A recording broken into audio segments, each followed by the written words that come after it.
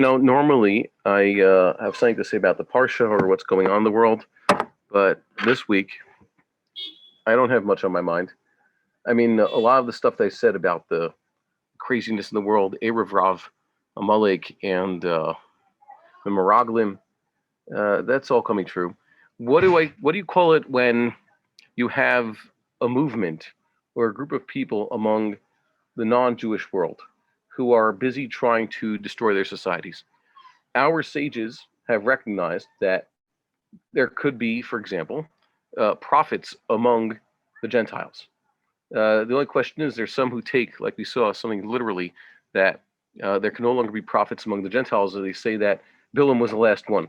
Moshe Rabbeinu somehow asked God to limit prophecy to the children of Israel. That is, only children of Israel or converts to Judaism would be gifted with prophecy henceforth. Whereas if the Gentiles needed a message from God, they would get it from a prophet who comes from among the Jews. You heard about this? This is an idea. So once again, this isn't the halacha. I think the Maimonidean assumption, someone who knows this better can perhaps correctly, the Maimonidean assumption is that prophecy can still exist among mankind. And that's why he uses mankind as the general term when he describes prophecy. I think the rabbi gave a shir about this recently. The phenomenon of prophecy. He says it's a fundamental of our belief that God puts prophecy in the hearts and minds and then in the mouths of Bnei Adam. And he doesn't say Jews. The Rambam never strictly limits it to Jews. As a matter of fact, the way the Rambam talks about certain people, he's saying that, I think he writes that Aristotle in his wisdom came close to being like a prophet. Okay? So it's certainly conceivable. Chazal certainly assumed that at least once upon a time prophecy existed among the Gentiles. And the Chazal talk about their Chachamim and even Hasidim. The Rambam talks about, in Hilchos Malachim, he talks about those who keep the Sheva Mitzvahs properly, the way they're supposed to, and then even take upon more proper activities. So those, it depends on their motivations. They could either be Chasidei Umot Haolam or Chachmei Umot Haolam. So we believe that it's, of course, the Torah isn't among the Gentiles. The Torah Bagoyim Al Tamin. However, Chochmah Bagoyim is something that you could have, and even prophecy. So really, proper Gentile society should be led by those who know what they're doing.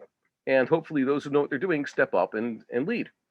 But what do you do when society is basically going off the cliff? It's already gone past the point of no return, the horizon of the black hole. They're descending, or maybe they're just rapidly approaching that point of no return. And what do they do at that point? What do you call those who are misguiding those societies? Like what's happening in the West nowadays, the elites who are basically destroying morality and the economic system and everything that they can, just destroying it. And there's, of course, we talked about the Meraglim and the Erev Rav who go along with them. What do we call these people? Is there a term that Chazal generally used for them? Is there a term that the prophets used? Unfortunately, I don't know of one, but this is not the first time in history it's happened. Many societies have had their downfall. They've lapsed into decadence and immorality, and it's quite a pattern in human history, and it's not limited to the children of Israel. Unfortunately, the Jewish people have also had their times where their societies basically collapsed morally, societally, economically, and we call those the Churban, and it's pretty bad. And that's what at least we had our prophets trying to tell us: avoid such a thing. Don't let it happen. And right now it's happening among the Gentiles. I don't know who's going to stop it. I don't know there's specifically a term. I guess Olam Kimin Ago Holeg Noheg. That's just the way of the world. And it's going to continue going that way until I guess we serve as a light unto the nations. By the way, light unto the nations is also a good idea. The prophet said that that's what part of our goal is, but we have to lead by example. Certainly not just by preaching. We have to lead by example. But it doesn't lead by example, let's say, according to the vision of these, I guess, pseudo-intellectuals and other dreamers. I mean, you shouldn't just listen to a dreamer. It's actually our purpose in this world to live up to the standards of the Torah and show everybody what to do. Yeah, so let's get into it. I'm going to share this on the screen. We'll go into Halachot where we stopped last week. We were talking about the Kohen Gadol, right? Yeah. What? No, the burgle, that's 100% Mizonos. It's a wheat product. Okay. I didn't know whether it was made into something. No, it's just actually the grains. It's mizonos, hadama, and shahakol. Okay. Baruch Hashem. If those who attend in person, the menu's been improving. Thank you. Thanks to our generous donors. This is a courtesy of the Rosh Kolo himself. No, I prepared the food, but the Rosh Kolo is the one who donated everything. So we have to thank him. He also gives us a nice place to learn. It makes it very easy. Let's talk about the Kohen Gadol. We talked about precedents. We were in the fourth parak. I'll put it on the screen. We're in the fourth parak, and we saw what's the 19th halacha, at least according to the Korean edition. I prefer because that's where my notes are. Nope. Okay, we saw this halacha over here about precedents, and we said that Kohanic precedents, it seems that the way Maimonides brought this here is it's regard to who gets to serve in the temple first and who gets the respect, who has to listen to who. Like I said, it's the subordinates. However, in the source passage in the Talmud, it seems to be, when it talks about who comes before who, it means if we unfortunately need to save someone's life by expending public funds, tzedakah funds, and let's say ransoming people from the Nazis, like let's say Rabbi Kestenbaum had to do, and then he was always the one who had to ransom, and also Jews kidnapped by Ishmaelite terrorists back in the 60s and 70s. So it was a real deal. Who do you save? And there's priorities, unfortunately. Okay, let's see this halacha. Kishiyamut hamelech o kohen gadol o echad mishar memunim. By the way, the Rambam brings a similar formulation here in Hilchot Melachim. Ma'amidin tachtau b'no o haroi liorsho. We set up in his place his son or someone who is fit to inherit him. That is a close relative who's supposed to inherit him. Sometimes, by the way, we have in Jewish history that a brother stepped in. There's Jewish kings who were inherited by their brothers, and there's high priests, especially in the Second Temple times, who were inherited by their brothers, or disputes between two brothers. Classic story about Kimchis, who she was a woman, and they say she merited that all her sons served in the high priesthood. Now, in First Temple times, that'd be kind of bad. It means that she buried a few sons, one after another. But in this case, it just so happens that some were fill-ins, etc., and she managed this. That's how it worked out. So sometimes you do have someone pass away, and it's the brother who steps in, or sometimes it's he can't serve, so it's the brother who fills in. And the kodem b'nachala kodem lisrarut hamet. Whoever is the one who takes precedence with regards to the inheritance, nachala and Yerusha are similar words. They're sometimes used as synonyms. So he takes precedence in taking over this position. What is a srara? There, the Rambam says even the guy who's sar hamayim, the fellow's in charge of the what do you call it? He says the water channel. They built a canal. He's the one who's making sure that the water flows through it, and who has the right to use the water, take the water, etc. So that guy is called the sar of something. Sar usually in the Torah is a high position. In different contexts, we would translate it differently. Sometimes prince, but not necessarily, because sometimes prince means the son of a king or someone with just a high status. Whatever it may be, it's some sort of office, and the sar is the person who holds that office. It's kind of nice. It's almost romantic that in modern Hebrew, sar is given to a minister, and it's called a minister of the government. That's this title. Okay, it's kind of fitting because usually the people who used to help the kings back in the day usually were called sar something or other. So that makes sense. So he's the one who inherits this position. See, there's no democratic system in place to elect, let's say, someone that people want. He gets it. It's an appointment.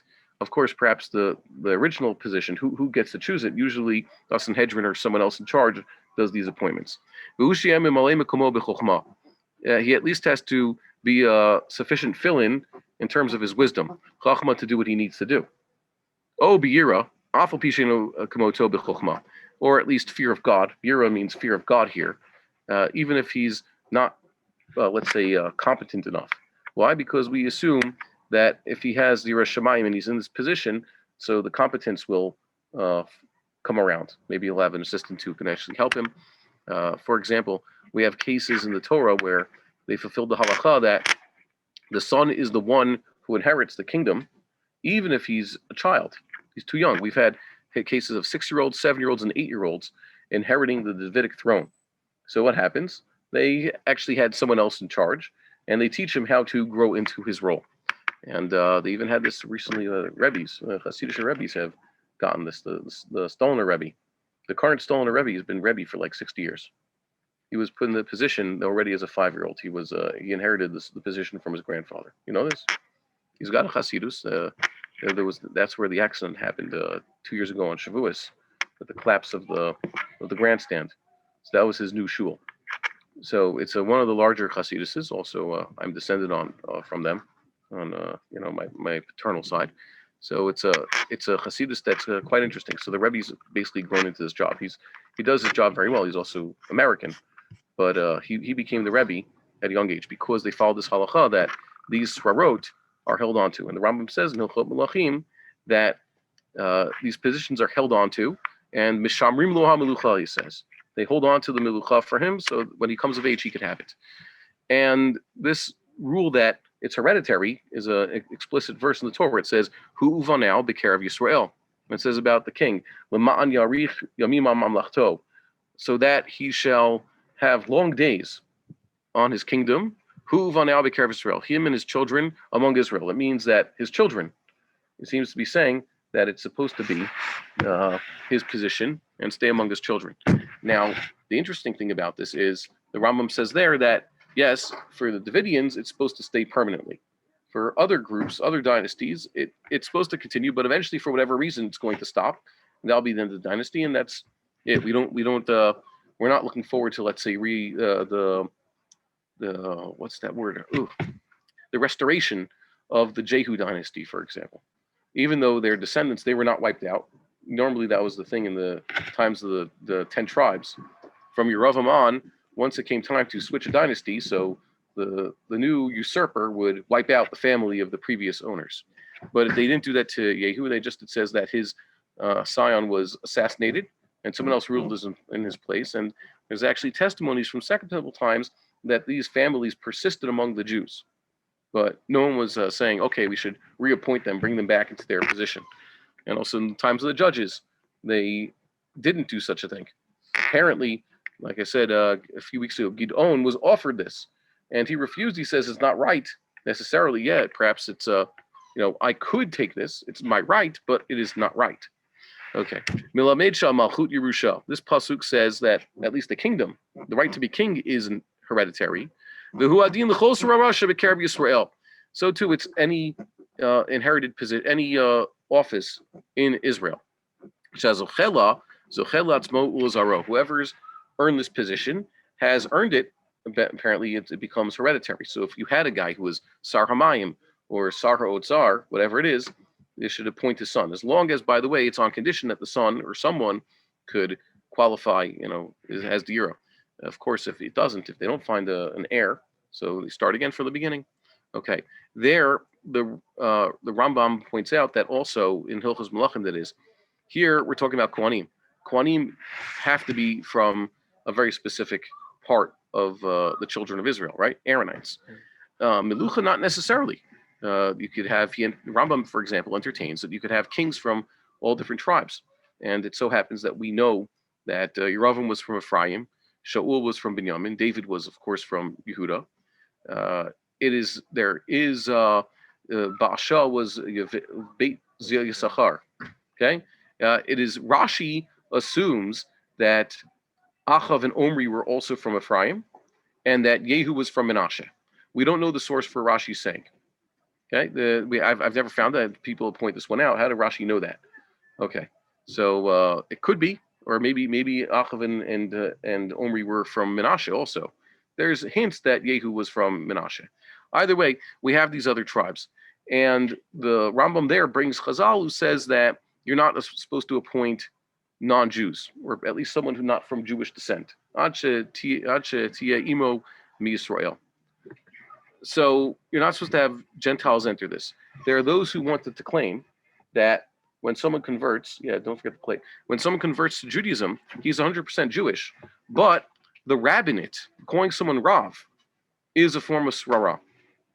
When they had that whole controversy about if to ordain women, which is, by the way, a whole shir in and of itself, to what extent can women have halachic authority? Yeah. I don't know. I think that certainly we believe that women can be prophets, right? And the prophet can override everybody. You know, if the Sanhedrin says X, Y, and Z, and the prophet goes and says, Ko Amar Hashem, do this Avera. So you heed the prophet, whether it's a prophet or a prophetess. We make no distinction.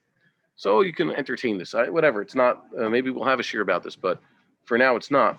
The point is, one of the arguments made by Rabbanim who taught at YU, in all places there. They have their own tsaris now with the modern movements. So one of the arguments made was that the rabbinate is a srara, their smicha is a form of srara, and therefore, just like you're not supposed to appoint women to the kingdom, like it says there, you cannot appoint women to the rabbinate. They cannot get smicha. Interesting argument. And then they asked them, wait a minute, but the same halacha says they're not supposed to give converts to Judaism a srara. And you're calling this rabbinic ordination a srara. So does that mean that you're not supposed to be ordaining converts? But we do have examples of them ordaining converts, or at least people descended from two converts. If a man is born Jewish, his mother's a convert, his father's a convert, he's still considered convert stock until his mother is born Jewish. So we have a real problem there. So I don't know what YU's official position is this. I don't know what other seminaries take. I don't know if the rabbinate checks this necessarily, but I think the rabbinate does.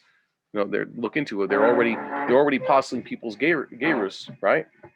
The rabbinate has its high standards. You know, they look really closely at this, so they might retroactively declare it's pasul. Yeah. Which, in my humble opinion, is totally outrageous. Okay. Here that they happen to me. Okay, so God willing, we'll stay safe. So this was a good question. Are they allowed to ordain converts? And the jury's still out about that one. You should just know, Chazal said about that we have examples of converts to Judaism also who became prophets. Chazal say that Ovadia, who was mentioned, Chazal make the connection. The Ovadia, the prophet, who has his own small book, also is the Ovadia who apparently was assisting King Ahab in charge of his kitchen and his household. And he was a convert to Judaism. Okay, be that as it may. We see that certainly being a Navi is not a Srara according to this then, because women converts become Nevi'im. And you could just look at the experience of prophets like Yirmiyahu, Jeremiah, and yes, it probably is not, a privilege. It's not really not a position that should be hereditary. You can't make prophecy hereditary, and it's certainly not a Srara. Reminds me of a joke. The rabbi was asked if doing certain work is certain activities are melacha on Shabbos. What's considered work. So his standard was if the wife makes the maid do it, it's work. Okay, whatever his wife don't want to do, that's work. So the question of standards. Okay, let's see the next halacha. Mashuach milchama ein beno mitmaneh tachtav l'olam elo harei beno kishar kohanim. Why is this? I think should be an obvious reason. The Shnuach Milchama is once again that Kohen that they dress him up like the Kohen Gadol in order to give the biblically ordained pep talk to the soldiers before going off to war. And they also anoint him, apparently, if they have the anointing oil. So he becomes like a Kohen Gadol. But he's not the Kohen Gadol, at least not all the time. And you could also reason that it's not necessary to have a Mashuach Milchama all the time. Why not? Thank God, sometimes there's no war. Maybe you could have in Solomon's time, there wasn't a Mashuach Milchama because there were no wars to speak of. You go 40 years without a war, and thank God. And there were other times of peace in Jewish history. We should have peace times of like that. So it's not a necessary position to exist. There you go. Im nimshach le'milchama nimshach. If he was anointed for the war, so he was anointed. Im lo nimshach lo nimshach. If he hasn't been anointed, he hasn't been anointed. Maybe there's no war, thank God. When one of these Mashuach Milchamas, anointed for the war, does serve in the temple, he wears the outfit of a regular Kohen. Even though he wore the Kohen Gadol's outfit once. Why? You say, wait, if a guy in the base of Mikdash, if he was appointed to wear the Kohen Gadol's outfit and he was anointed in the Mikdash, he would be Kohen Gadol permanently. Malim Bakodesh V'im reading like we saw earlier in this chapter or in the last chapter. We also read precedents. Well, so precedence. So if Yeah. you already have a Kohen Gadol who's acting Yeah. was already before, Yeah. then he would take precedence. He would take. So he would be Kohen Gadol on Yom Kippur. But when this fellow comes to serve in the temple, he still cannot serve in less than 8 garments because then he's called a chisur begadim. He's not wearing enough garments. He became a Kohen Gadol sort of. So it's a good question. The answer is I would offer that at least according to the way the Rambam has it, it's because he wasn't anointed and dressed up in the temple. He was at the battlefield where they dressed him and they anointed him. Meshuach for the milchama didn't happen in the temple. There's other ones. I love these notes here. Milchama hu ula milchama hu yotzei b'shmona begadim. Okay, that's apparently the Bavli has that. That's explicit in the Bavli. He's wearing the eight garments out at the battlefield, or at least right outside the battlefield, behind the lines. So isn't he a Kohen Gadol? The answer is no. He didn't do it in the temple. Da kesef bishne. Shegam lachar shechazar mishuach milchama min milchama hu mishamesh b'mikdash b'arba'ag begadim. Okay. Even once the Kesef Mishnah says also 4 garments like a regular Kohen, and they say that others. Who is this? Likute. What is the Likute? Who? I don't know what it's the abbreviation here is. Katav sharak lifneshu yotzei l'mecham mushamesh b'arba'ag begadim. Only before he goes out to war does he wear these 4 garments like a regular Kohen. Once he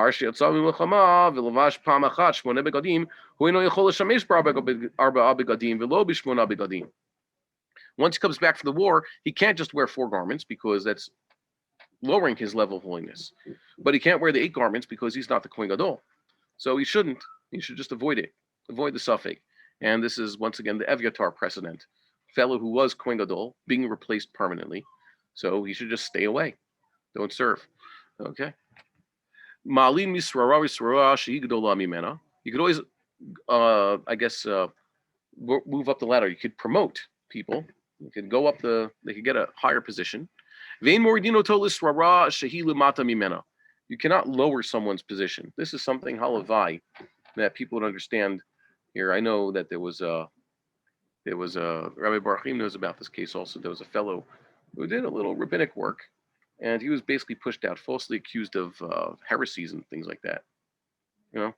Of being too, the type of stuff that, in the Gush or at Rabbi Rabinovич's yeshiva are par for the course, or even sometimes types of things that we read about in these farm, like the Mishnah Berurah example I brought last week.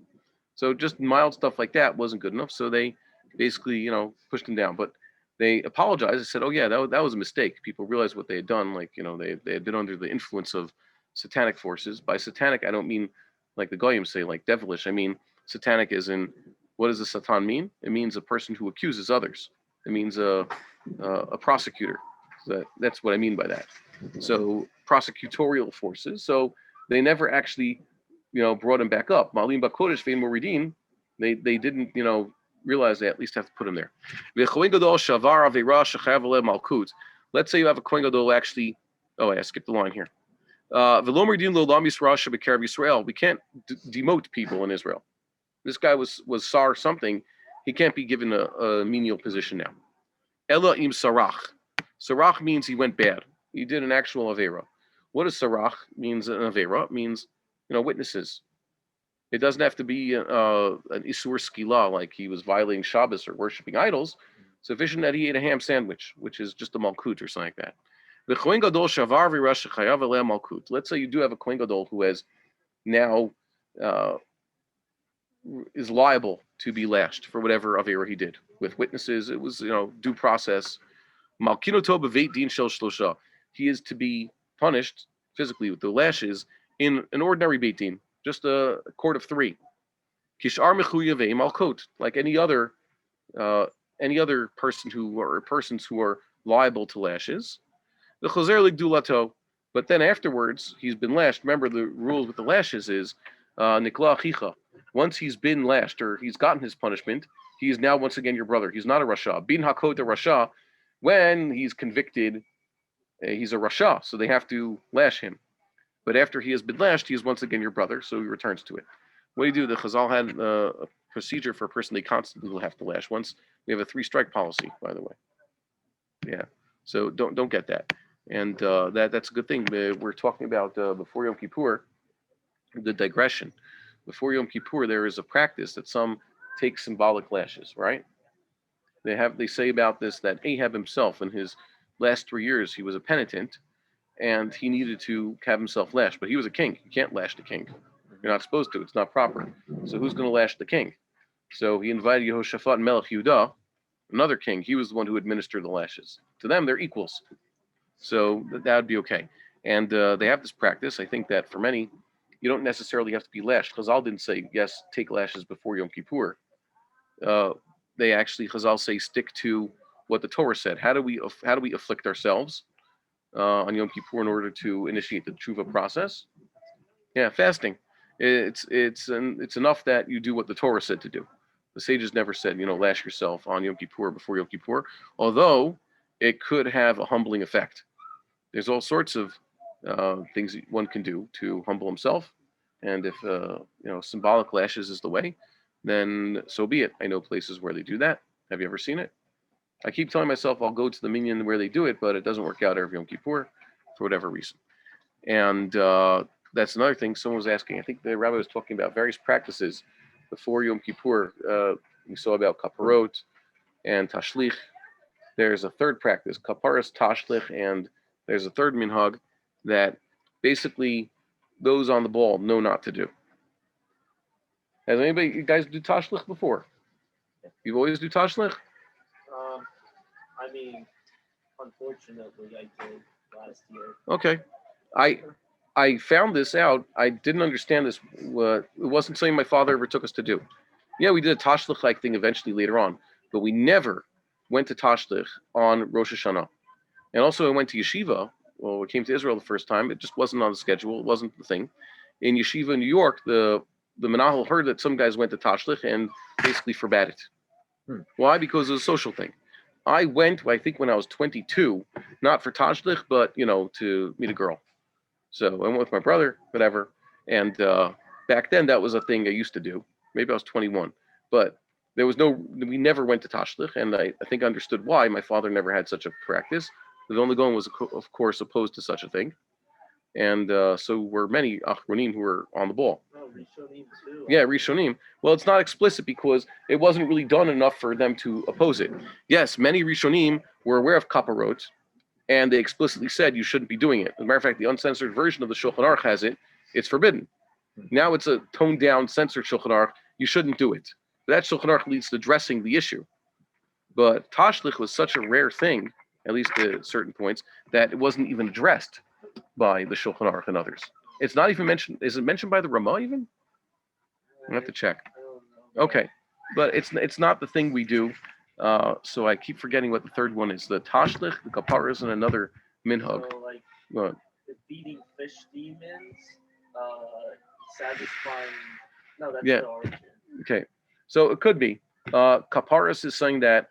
What about What? minhagim for tashlich that have nothing to do with fish? They kausterize it. Like the original belief was that there's demons in the water, Okay. and then they just like changed it later and said, "Oh, actually, we're doing it to cast her like send it to the sea." Okay.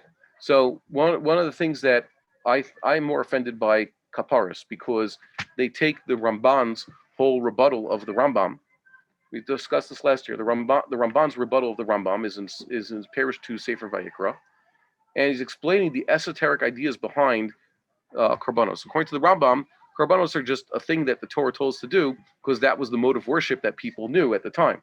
But really, a more sublime religion would not need sacrifice, ideally. But the Ramban says, what are you talking about? It's intrinsic to the human nature. Adam Rishon brought sacrifice. We were discussing this 2 weeks ago. It's a something that he maybe was even told by God to do. And Ramban brings the ideas behind what is a korban, what is it supposed to represent. The animal is in place of the penitent, and its blood is spilled on the altar. Its fat is burned on the altar. It is dissected, etc. And a person is supposed to view himself. You look, for example, in the Mishnah Berurah's description of what one's intention is in the kapara is basically taken from the Ramban, describing what a person's intentions are supposed to be with its actual sacrifice. Mm-hmm. And the purpose of sacrifice ultimately is what? Kapara. So they're actually calling it this. So at least for people in our position, we have to look at kaparas as basically a replacement sacrifice. And for those of us who are looking forward to building the temple and trying to raise awareness of these issues, we have to know that this is a terrible substitution. There's so many things wrong. It's basically a sacrificial ritual, and because it's done outside the temple and it's done with the wrong animal, it's done without a kohen. It's done. It's a korban basically, done with all sorts of bad factors. So that's a problem, and we should raise awareness. And that the other thing, that's what I want to say. A shout out to those activists involved with the Temple Mount. We have to tread a very fine line. Why? Because really, we don't believe in the status quo. Really, we want to see that the enemies are removed and that the temple construction begin immediately, that the Levites be put in charge of the temple, that the Sanhedrin be put in charge, and that the sacrificial service be reinitiated very soon. That's what we want to see. And then when we go to our bias, we have, you have a chance to, I don't know, now they let us davening. We keep pushing the envelope. It used to be, like I said, 12 years ago, we couldn't even go on most days. Couldn't go on Tisha B'Av. You couldn't go on holidays. Unheard of. Davening? Unheard of. So we've managed to get a lot. But perhaps, and this is a question that I have to ask between different groups of activists, this is the machlokes. Are we supposed to play along and take bis, bit by bit, as they say? Bis is a Yiddish for bit. And now in Hebrew you say bis. So are you supposed to take, good, thank God, we have a minion, nothing to sneeze at. Here's the issue. If we really push too hard, like some of the more extremist and I guess the younger groups, with whom, by the way, I might be sympathetic or not, but it doesn't really matter. So they want to go full steam ahead. And they do not recognize the regime there. But the problem is if they go to Lamaisa, the regime has the power. They're holding all the cards. But if we go along with the regime, then we're sort of acknowledging them and saying, we're acknowledging that they could just, just stop here or even reverse some of our gains on the Temple Mount. You understand the problem? They could say, if we acknowledge them and say, they're the boss, so they could just close it one day, like they do sometimes. They just say, no, today no more davening. Today just walk right through. Who knows? It could get much worse. So to what extent are we pushing and to what extent are we playing along? And thank God I'm not the one making the decision or I'm not the one in charge because perhaps I would be too extreme. Perhaps I would jump the gun. I mean that as a figurative expression, of course. But I really don't know. And that's why, a shout out to, let's say, Rabbi Weber and Rabbi Wolfson, of course, Rabbi Yehuda Levi, who are treading a fine line and making great accomplishments for Am Yisrael. Every day there's great things happening. And Rav Ariel was, of course, the leader, and there's others who I have not mentioned. And they've done so much, and they've gained so much. Rabbi Brand also. They've gained so much. And I think that there's wisdom in their patience. Why? Because the big push to finally get back to Korbanot will come from Am Yisrael themselves when they are ready. And how we get Am Yisrael ready? By continuing to talk about these things. Just like everything else, it has to happen naturally. So soon, Daf Yomi will get to the end of Ketubot, where it talks about the 3 oaths. The Ma'aseh has been pointed out. The Mishnah says there's mitzvat yeshuva aretz, and that has halachic consequences. The opinions afterwards that said Jews have to stay in the exile, the 3 oaths, etc., Ishbati Etchem, Lo Yalu Kechoma, that's more of a description of the nature of Am Yisrael. It's not binding halacha, like the Samars say. It's against an explicit Mishnah. Rambam never had such a thing. The Rif and the Rush, the Tur, they never had such a halacha because they understood that it's an agadic passage that was taken out of context.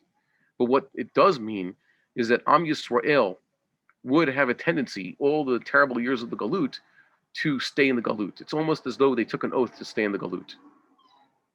And that's a problem. We have to get Am Yisrael to wake up. And when Am Yisrael finally wakes up, that push will be able to happen. I could be wrong. Perhaps maybe we need to be pushing more. But for now, my experience has shown that Hashem is not necessarily demanding of this to push ahead so much. Yeah, got a question there. Yeah. No, it was just a comment, my understanding of, because I read that often inside myself. Yeah. And my understanding was that when it says not to ascend like a wall, it's referring to, people thinking that force independently of anything else will work. And just like, oh, force. No, now we're here. Now that's Yeah. like if it's for the wrong reasons, then Hashem will just send us out. Yes. Also, lo yalu kechoma. They should yalu kemo Jews. Yalu like the Bnei Yisrael, the chamushim alu Bnei Yisrael Meretz Yisrael. They have to be armed, but they're going out with God in front of them. Hashem holech lifnehem yomam. What does it mean to walk with Hashem? It means with a constant consciousness of Hashem. That's what it always means. Walking with Hashem means walking with the knowledge. Like I said a few weeks ago, a tzaddik understands Shavisa Hashem lenegdi sami. They live their lives. They can perceive of God actually walking in front of them. So that's what it was with Am Yisrael. That's how we should be doing this. If it's just take it, because we have the power, that is a problem. Kochi v'yotzim yadi, like you say, that's not going to work. Yeah. So more power to these people, and I pray that we have more insight. God should guide us and put in our hearts to understand what it is, how much we should be pushing the envelope, when to press the gas, when to press the brakes, so that we don't hurt others. And it could very well be that other opinions, perhaps we should have more of a discussion about this one. That's very important. Kohen Gadol tzarich sheyeh gadol mikol echav hakohanim benoi. I have it. There's 3 different ways to vowelize those words. Is it noi with a silent aleph and a yud at the end, noi, or is it noi, or what do you have there? I have noi, right? Or is it just noi without even the aleph? We have noi with an aleph. But there's no chirik under the aleph. So you have noi with the silent aleph. Sometimes it's spelled just noi with a vav. And here I have it noi with no vav and a chirik, noi. And in Machon Mamre, there's a vav and an aleph and a yud. I don't know how you want to pronounce it because I'm not using the dotted Machon Mamre. I don't like using the dotted Machon Mamre, as we've spoken about this. I think some of the guys are asking, what do you think about this? And they've been sending proofs that perhaps it's supposed to be that way. Yeah, I would imagine that different traditions about how to vowelize Hebrew existed. Why? Because they reflect different forms of pronunciation. I just like to stick with Masoretic Hebrew. So I like it that, for example, in those participles that are present tense, masculine, singular, like ro'eh and oseh, the rule is when it's a silent hey at the end, it's vowelized with the segol. Normally the vowel is a tzerei, even when there's a silent aleph. My nafkamina is silent aleph and silent hey. Machon Mamre has it, a word like borei, with an aleph, is vowelized with the segol, if I'm not mistaken. And then there's no difference between korei and koreh. Koreh with an aleph and koreh with a hey. They're supposed to be, at least, and maybe I'm exaggerating. Once again, seirei isn't exactly a full American A, but it's different than a segol. So the point is, Machon Mamre, when they put in these dots, they're reflecting another tradition.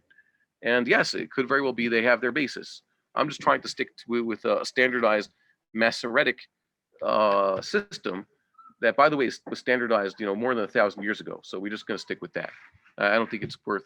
We don't know how to properly reconstruct a different mode of pronunciation from these things. Yes, if you want to, let's say, find the proper Babylonian pronunciation based on their old form of Likud, go ahead. But don't try to stick that into the Masoretic tradition. Don't forget, these Masoretes were working very hard on this. Eventually, they came to the conclusion, and we're going to stick with that. Ve'ein echad. Hold on, I skipped it again. He has to be greater than all his brethren in Noi. Too much of a Hebrew tangent there.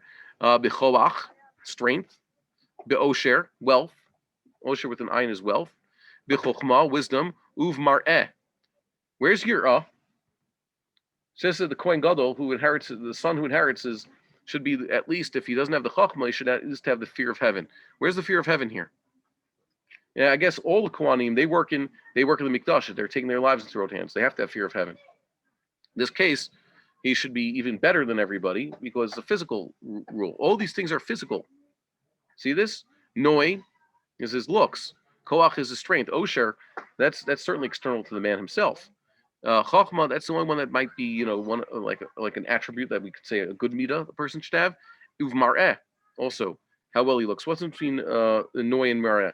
So they say yofi is in the face. Yefas toar, okay. For a woman, yofi is in the face. Fat mar'eh is the rest of the body. Okay, so it could be handsome. There's some handsome people who are funny, unusually short, let's say, or freakishly tall. He has to have a good look to him. Imein lo mamon, He doesn't have money. So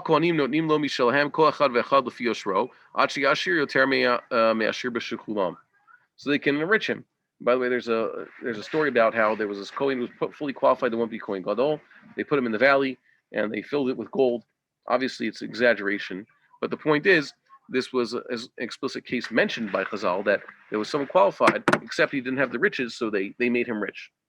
Was it all Tanai? I don't know. How rich were Kohanim back in the day?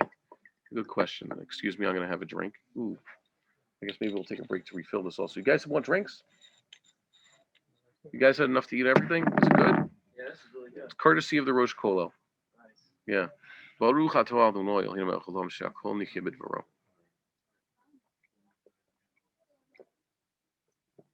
If you want drinks, I certainly want a drink, so maybe I'll ask one of you guys to fill this for me. Yeah. We'll pause here. Sorry, gentlemen, online. Don't worry. When we put this up on YouTube, it won't. Yeah, whatever. It's all tap water, anyways. Thank you. And if you want, you can bring cups also. So I think that those are some sort of spicy sausage. They're like a staple here in Israel, at least among the Sephardim. I think they're called margais or something like that. And that's duck. The stuff in the pot is duck. And the reason we got is for some reason only one of the family likes it. Quite a few things. It's there's a minhag. You guys heard of mishwi? Anybody raise your hands? You heard of a mishwi? When I got married, my wife tells me we're having a mishwi. What's a mishwi? It's an Erev Pesach barbecue, the night of Bedikas Chametz.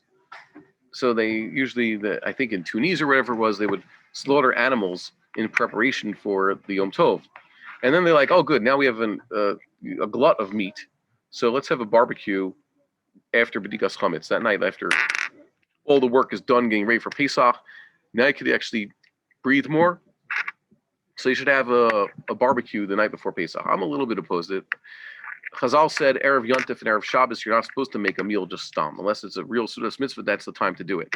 So yeah, doing a mishwi the morning of Erev Pesach on the 14th of Nisan would be wrong, but it's at night, so it's technically not forbidden.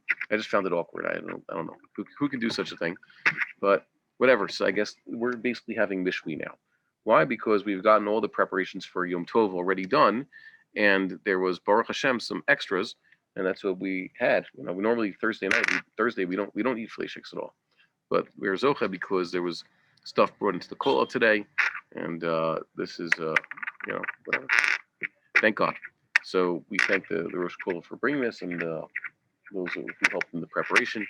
So basically, that's what we're having, a pre-Pesach mishwi. The halacha over here is ve'en echad mikol elu me'akev. None of these things are actually critical. If the Kohen Gadol can be lacking any of these. El kol zeh mitzvah. This is for the commandment.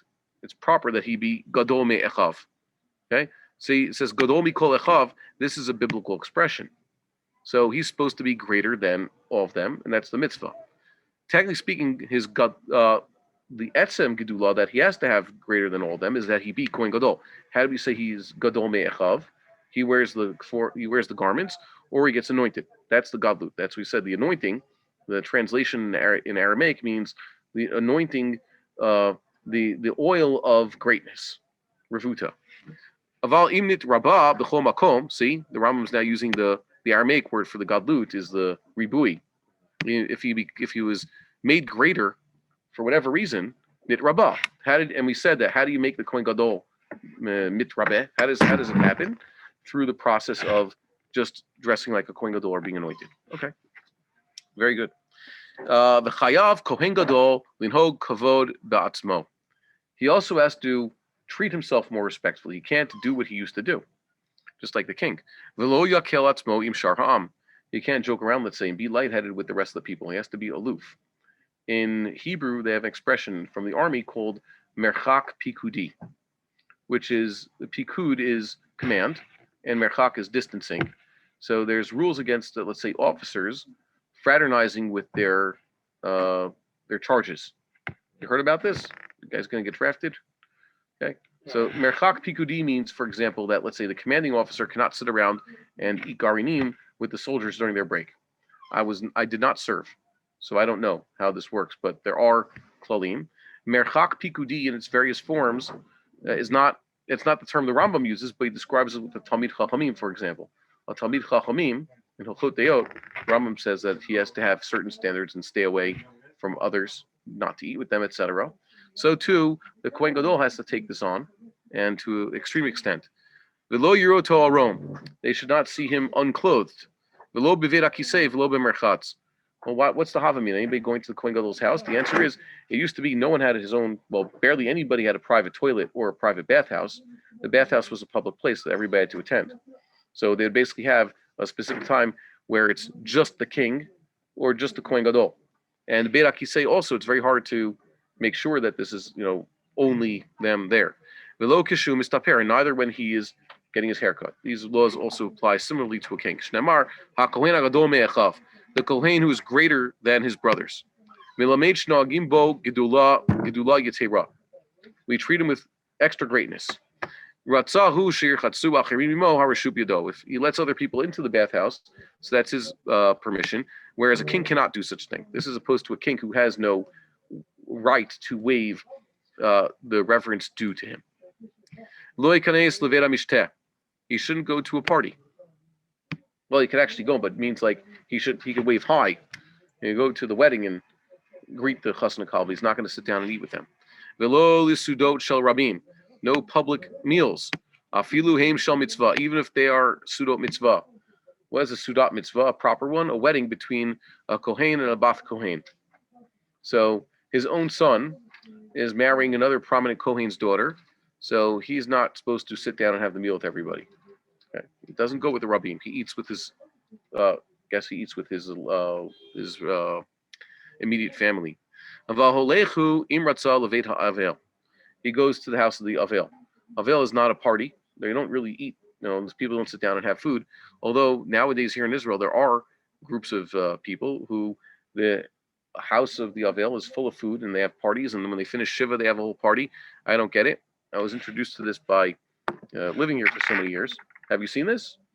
No, Non-Ashkenazim do this. Well, Japan, they do it. well, I don't know. Take pictures. Okay, Japan's Japan. I'm talking about Jews.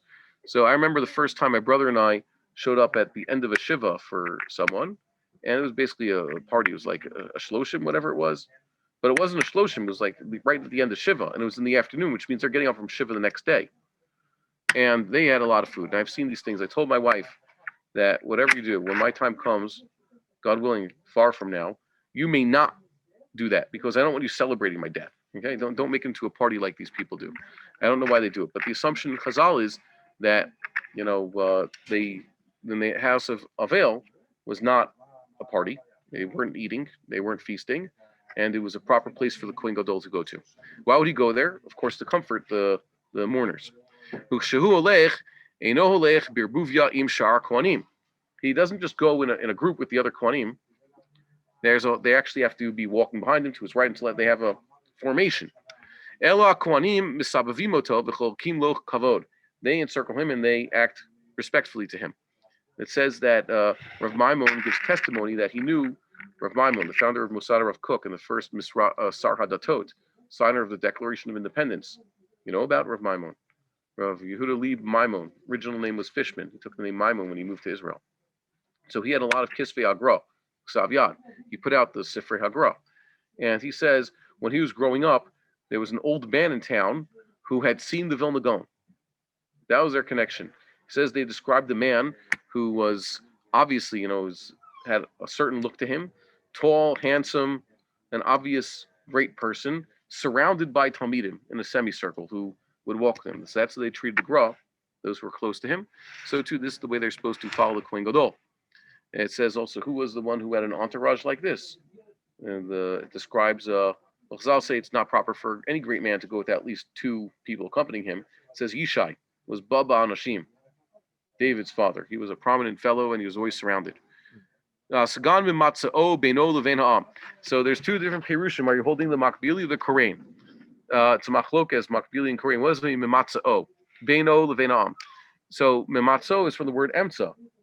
So some say that it means that he stands between the Kohen Gadol and everybody else. He just stands in front of the Kohen Gadol.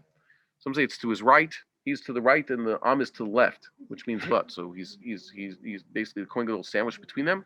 You go see, read your notes there. It says Haskan Miminova Ami Spolov and Imsa Kohen Gadol Be'emtza.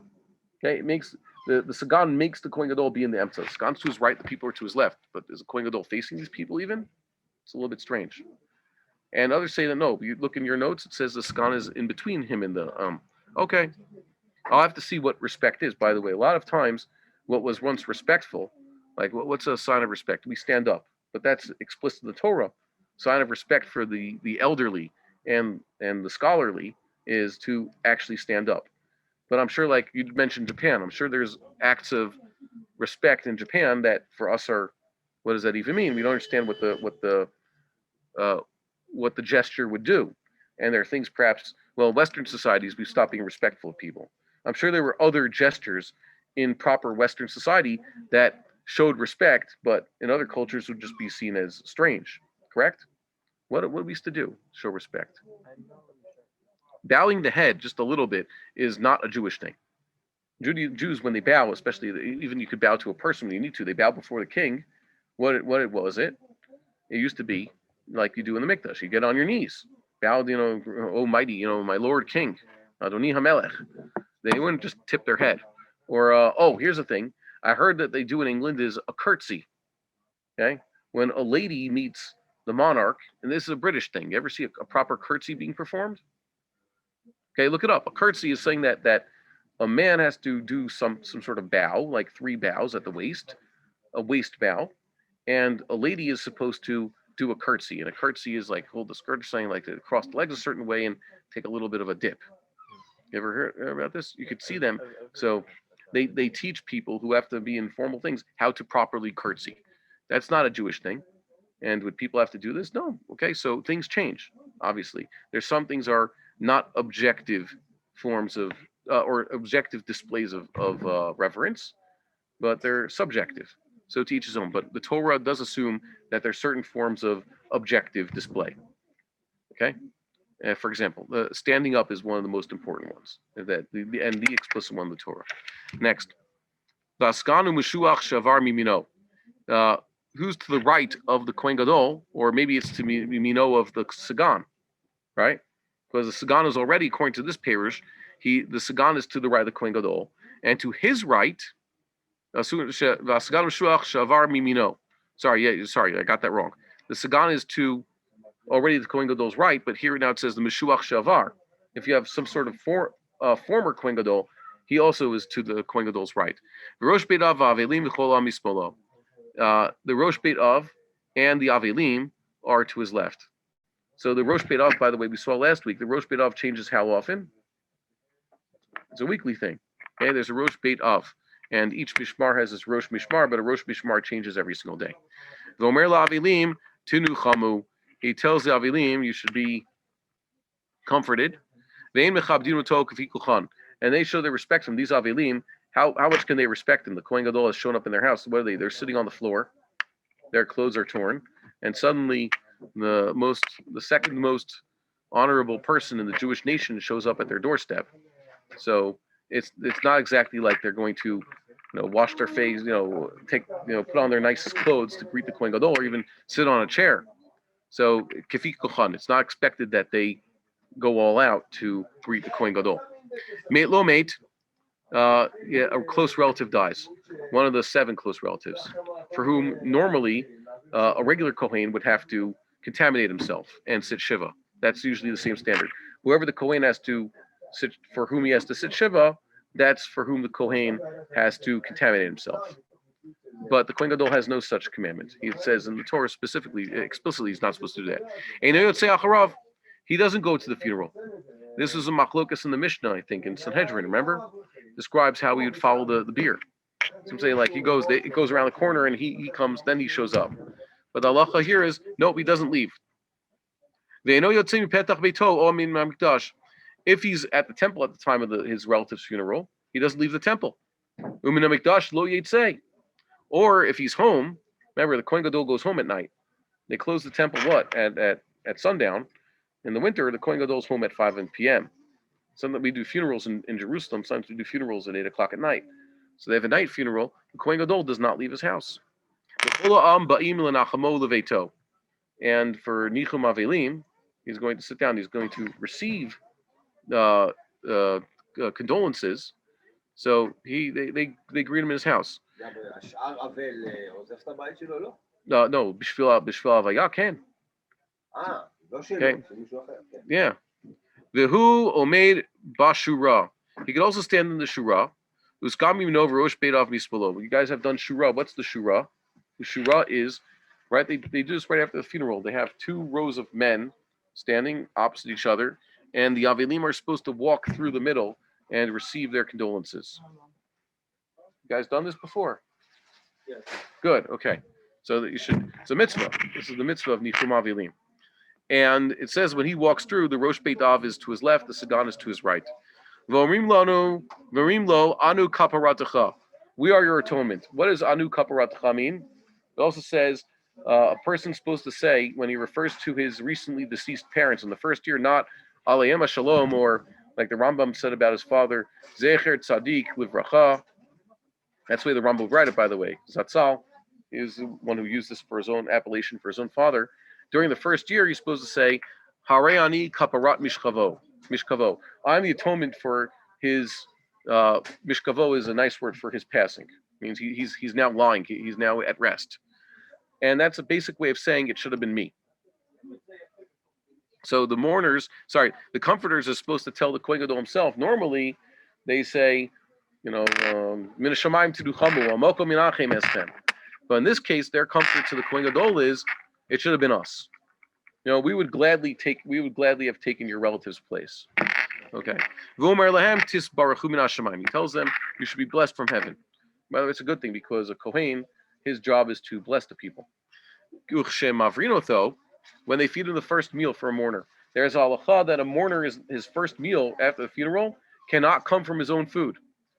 Someone else has to feed him, a neighbor. It's a mitzvah of the neighbors to feed this mourner. So they give him his first meal. Kola amisubim al aretz. The people who came to comfort the Kohen Gadol. They're the ones who are sitting on the floor, not the Kohen Gadol. V'hu mesev al safsal, and he's on the bench, just like a regular person. It means that the couch-like thing on which they used to eat. So he doesn't sit on the floor. Everybody else sits on the floor. They do it for him. Interesting. Ve'no korea al meitho kishar kohanim. He doesn't rip his clothing like a regular Kohen. A regular Kohen hears about a relative dies. How do they do kriya? It's like at the top. He's supposed to expose his heart. By heart, they mean expose the chest. Shneimar uvgadav lo yifrom. He shouldn't let his clothing become ripped. V'im karal okay. So if he rips his clothing, he is to be lashed. That's an aver on his part. He has a commandment not to rip his clothes. Aval koreahu milamata keneged raglav. He could rip the hem if he wants to. He doesn't have to. Usually you can't really see that. If let's say you have a rip at the bottom of your pants, is that really noticeable? Only if you draw attention to it will they see it. Okay. By the way, they used to not wear pants. Pants are a new invention. It used to be they wore robes, right? Who invented pants? When did they do it? The Gauls? When did it become it's a very European form of dress. Correct. When did Jews adopt this? You should just know my Hasidic friend told me the proper dress. Some Hasidim didn't like the idea of pants because even for men, pants are immodest. For women, obviously, we can understand what's wrong with pants. What's wrong with pants? It basically outlines the place where the two legs come together. Proper Hasidim always wore long robes also. They wear a long coat. And it so happens that they're wearing under that coat, some Hasidic dress involves knickers and tights. You've seen people dress like this? There is a mila to that. Perhaps it's a more proper form of dress that's more authentically Jewish, at least classically Jewish, to wear a longer type of robe and not wear pants. Don't forget, in the Beis Hamikdash, that's the thing. The Kohanim wore robes. Asher loti galer v'atachalavs, and they wore, of course, they had those shorts on. It's called the Michnasayim, but you couldn't see those from the outside. Proper Kohen wears a belt and basically a robe. Yeah, so even for women, I think that it's a good tzarich iyun why we happen to wear jackets nowadays. I think none of us are wearing jackets even right now. We're all wearing pants and a shirt. Okay, good question. Tzarich iyun. Okay. Here it says about the Kohen Gadol's Veno Marbe Pera Leolam. He can't avoid getting a haircut. It says a Kohen Gadol, how often did he actually cut his hair? Every 2 weeks. Kohen Gadol would cut his hair every 2 weeks. L'maaseh.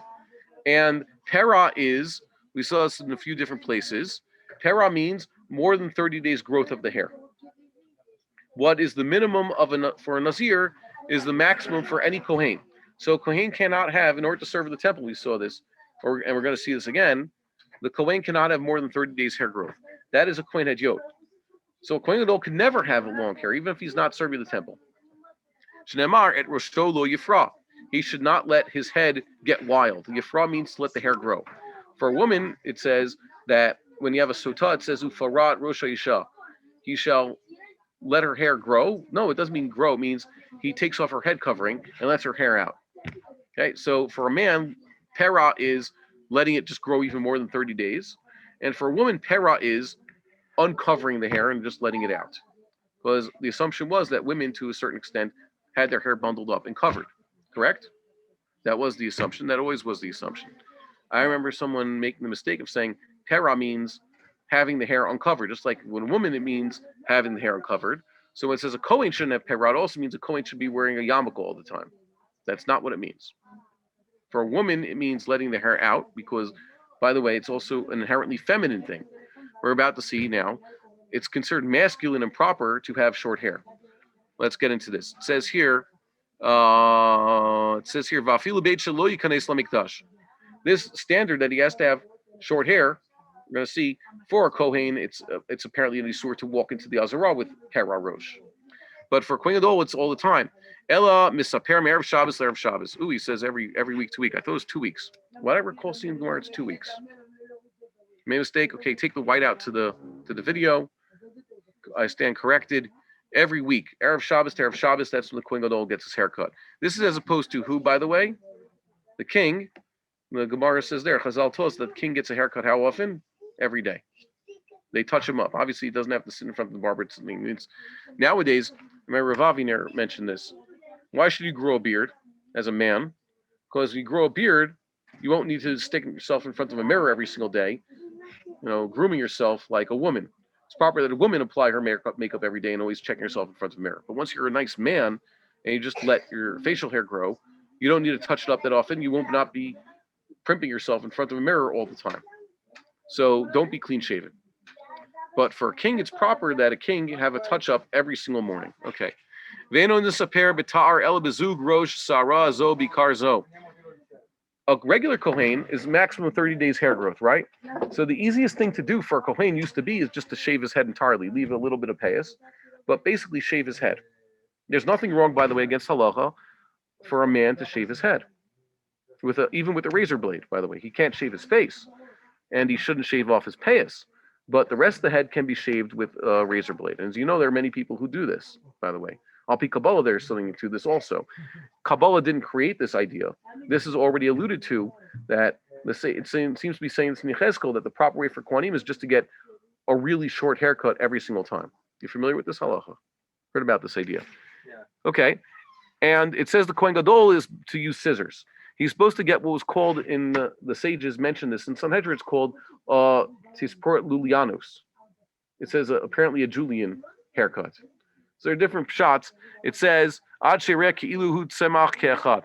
You have to cut each hair so that the top of each hair, if it was lying down flat, is touching the root of the next hair. Julianus is a way of saying what we say a Julian haircut. Like Julius. Yeah, a Caesar haircut. Well, like he was famously bald, so he would up the. I don't mean it means Julius Caesar. It means just like a Julian year isn't a year that Caesar lived. It's named after him, but it doesn't necessarily have anything to do with his actual hair. Well, he didn't. That was the thing. He was bald, even though his Caesar I know. means hairy, and so he didn't really No, know it that. doesn't. Caesar means cut. Julius means hair. Julius means hair. It doesn't matter about. You don't actually know. It doesn't matter if Julius Caesar had this haircut or not. It was a Julian haircut. That's what they used to call it back in the day. And there's different opinions about what it was.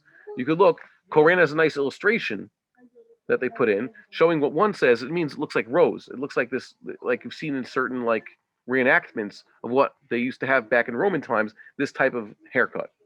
But here the Rambam seems to have, like a lot of the Mefarshim, it means what you and I would call a buzz cut. So not only shaves his head. Now, in the olden days, getting a nice buzz cut where it looks like the hair is totally flat and covers the head, but it's not long, we can achieve this with technology. We just use clippers. We do this. I don't know. You probably don't get buzz cuts. You don't look like a guy who buzzes. You look like a guy who's gotten a buzz cut a few times, right? Yeah, in yeshiva. So that's what I used to do this, and now a little bit I keep the chook. But we have the capacity with our technology that everybody could get a proper haircut like he's describing. A regular Kohen, in order to achieve this really short look, by the way, Chazal say also a Talmid Chachamim cuts his hair often. Masculine look is to have short hair, and Chazal and the prophets assume that the beauty of a woman is partially in the fact that she should have long hair. Long hair is feminine and pretty. Short hair is masculine and strong and respectful. Different roles, obviously. Like I can't believe we have to stress this, that there's certain standards of masculine good looks and feminine good looks, and the Torah makes a very clear distinction between the two of them. It's unfortunate our generation. Anyways, so many of us can't accomplish what the Kohen Gadol is supposed to have nowadays, but this was a hard thing to accomplish. A buzz cut with a scissor was something that you needed skill to do, and it took time to get a haircut like this. And that's what Chazal said. They mentioned there were some who wanted to get a Kohen Gadol's type of haircut. It took a long time. Nowadays, we all have the capacity to do so, so that'd be a good thing. We should tell the Kohanim. I remember telling the Kohanim, get a Kohen haircut, get a nice buzz cut, basically like a one. You guys know how the numbers work, right? So, well, okay, fine. So when you finally get to that age where you just don't care about your hair anymore, you just want to buzz it and be done with it. So there's different settings, and one is the shortest hair clipping that you could do. It's usually like a little thin guard. Basically, there's a buzz cut, leaves the hair looks like a shadow. Okay, or maybe a two, whatever it is, depends on the person. But this is a high standard of Kohen Gadol. Shneimar Rosham lo yigalechu, Pharaoh lo yishalechu. Okay, they're not supposed to shave their heads. They're also not supposed to grow their hair long. Hasom yichsemu et rashehem. They should have it like in rows. That's what Yechezkel describes as the Kohen Gadol's haircut, and some say it has to do with the kusmin. It looks like certain rows of wheat, rows of hair. So some say that's, like I said, the illustration you could find in the Koran. Anytime they mention this, or in the Steinsaltz, they show you this type of haircut. Okay. He should have a house. It doesn't mean a house like a domicile. It means an office, a specific room for him in the temple. Bayith is often in Chazal and Halacha, like I said, it doesn't mean a guy's house for living. It's just a room. Okay? Bayith sheish bo sefer Torah. It doesn't mean a house with a sefer Torah. It means a room with a sefer Torah. It's called the office or the bureau of the Kohen Gadol. He has this place where he holds court. And by the way, they also call it the Lishkat Pal Hadrin. And I think Lishkat Eitzim, they mention in the notes, it has some names. That's where he should be.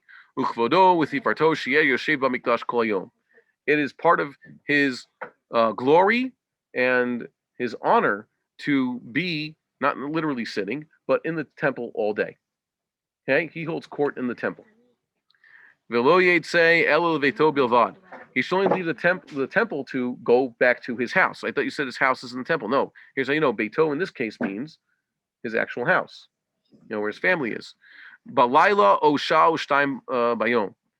Either at night or 1 or 2 hours in the day. Why would he go home in the middle of the day? To eat, to nap, or whatever it is. The Kohen Gadol is not a prisoner in the Beit HaMikdash, so it's proper that he have time to go home. And even then, his house should be in Jerusalem. He shouldn't leave the place. Really? He shouldn't go on vacation? Yeah.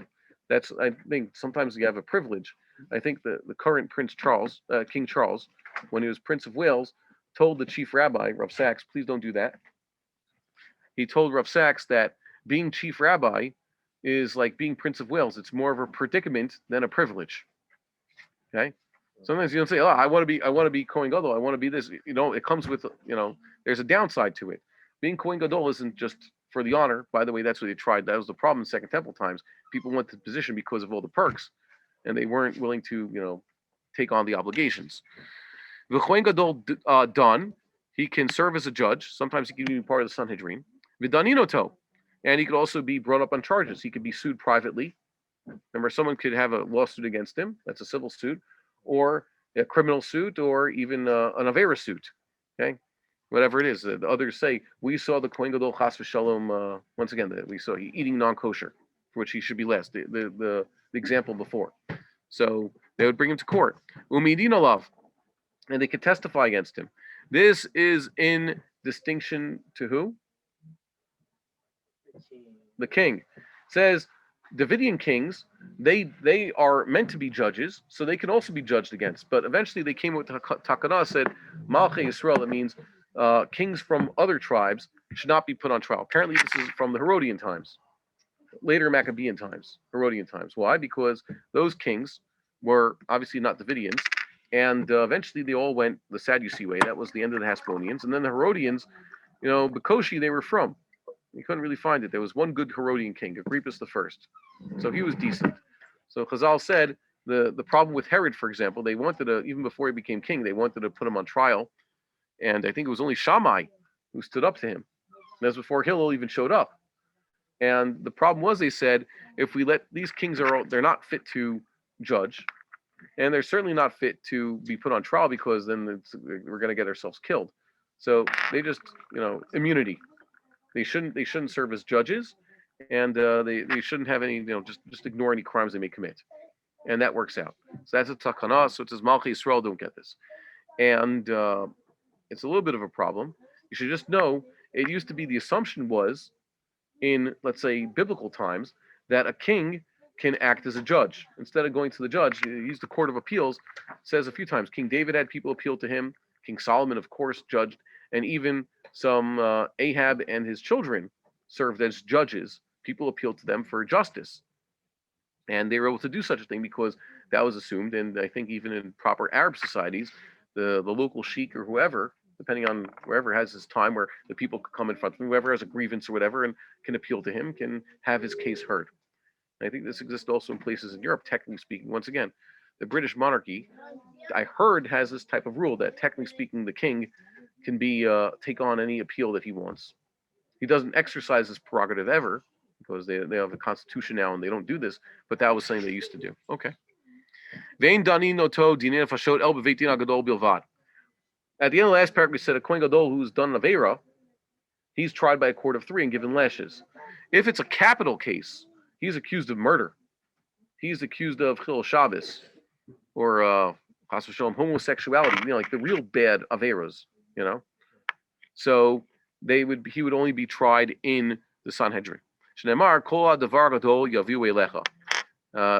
Rabbeinu was told by Jethro, any great matter should be brought directly to you. Davar Gadol. This is the Kohen who's Gadol, so Chazal made the connection. It says in the Gemara, because this involves the Kohen Gadol, this is a Davar Gadol, so it should be brought up should be brought to Sanhedrin. Haya Yodeh Edut. Well, no, you don't need a Sanhedrin of 71 to try a normal capital case. What? A capital case requires a court of 23. Anytime you accuse someone of Chil Shabbos or homosexuality, that has to go to a court of 23. So a capital case, you would have thought that Kohen Gadol could be brought to a court of 23. Kamash Milan, it has to be a court of 71. The Sanhedrin has to try him. Okay, that's the Chiddush here. That's literally first Mishnah. You got a review? Okay. You guys are Chavrusas? You guys Chavrusa? I don't even know this guy. Okay, good. Next. Haya Yodeh Edut. He knows, he has testimony. He can testify on someone else's behalf. Eino Chayav Laha'ida. He does not have to go and testify. Normally, a regular person does. That's a mitzvah. Person, I know edus for you. I can't avoid testifying. I have a mitzvah. Even if it's a case that's before the Sanhedrin itself, the Kohen Gadol does not have to testify. It's against, it impinges on his respect. His authority is that he doesn't have to go. If it's testimony for a case that benefits the king of Israel, Rambam makes a very close distinction. King of Israel is any king of Israel. Rambam recognizes there's kings of Israel and Davidian kings. Davidian kings, of course, are kings of Israel. So he would testify for him.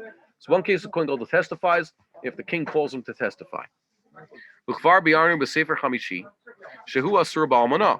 We said in the fifth book, the Ram was counting his books. What's the fifth book? That's Sefer Kedusha, which has forbidden relations in it. So he says the laws of forbidden relations. The Kohen Gadol is not allowed to marry an almanah.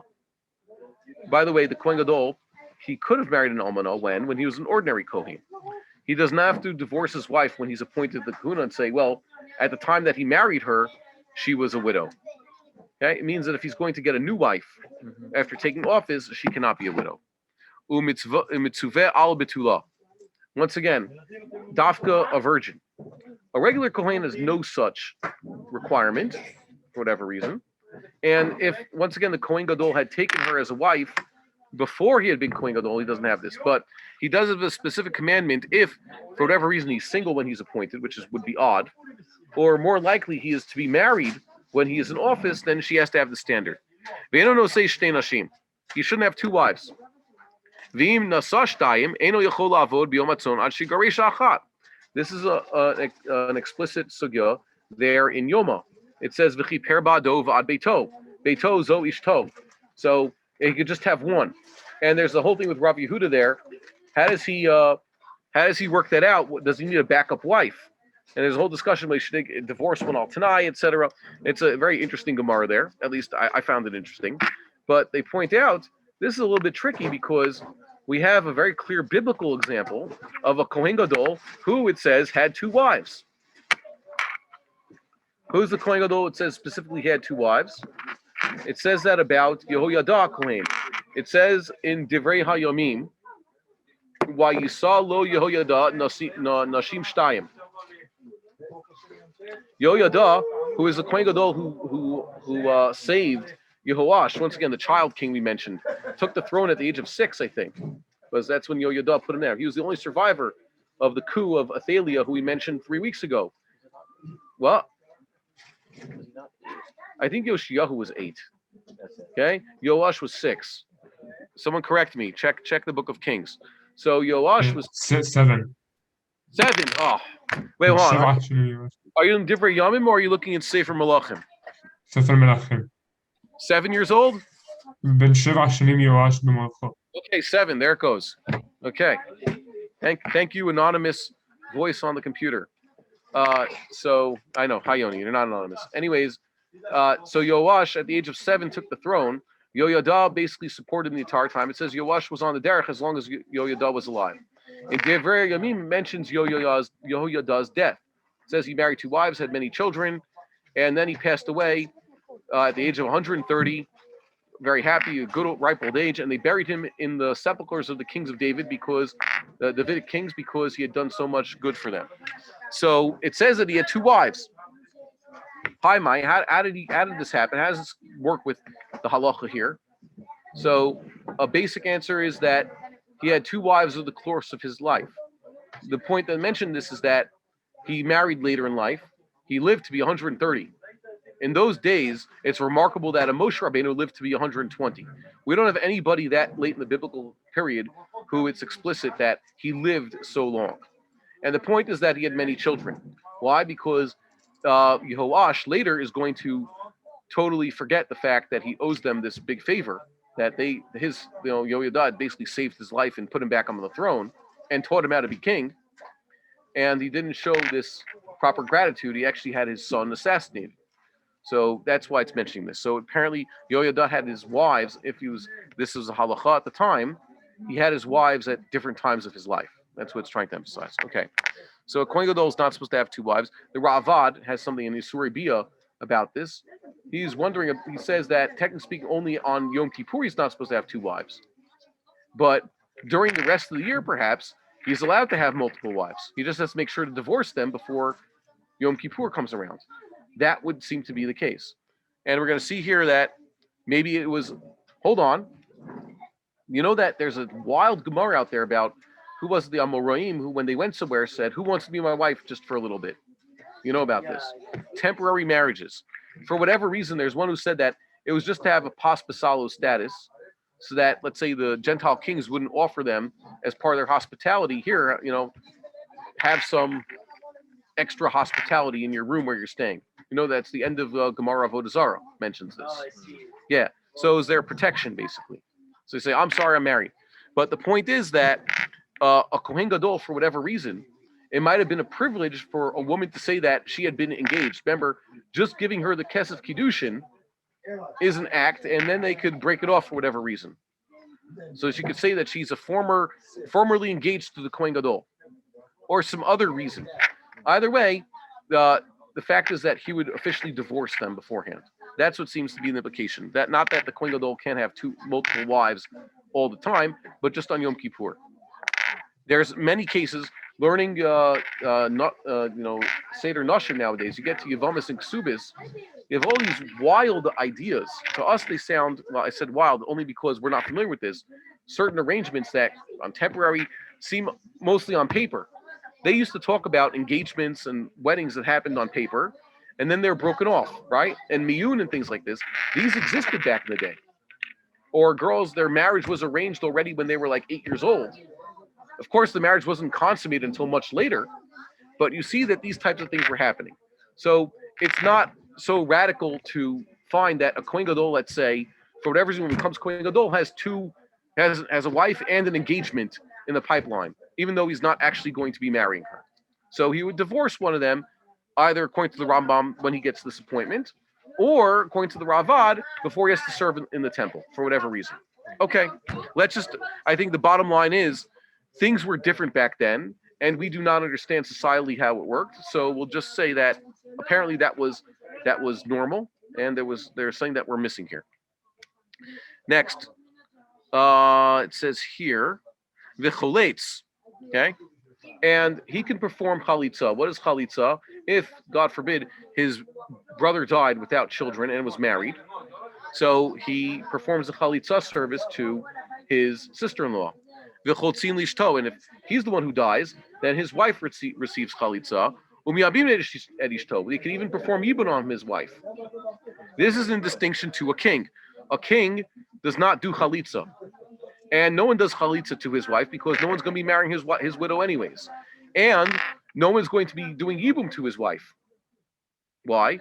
Because a woman who was the king's wife is not to be sleeping with any other man ever. Okay, that's the standard we have in Judaism.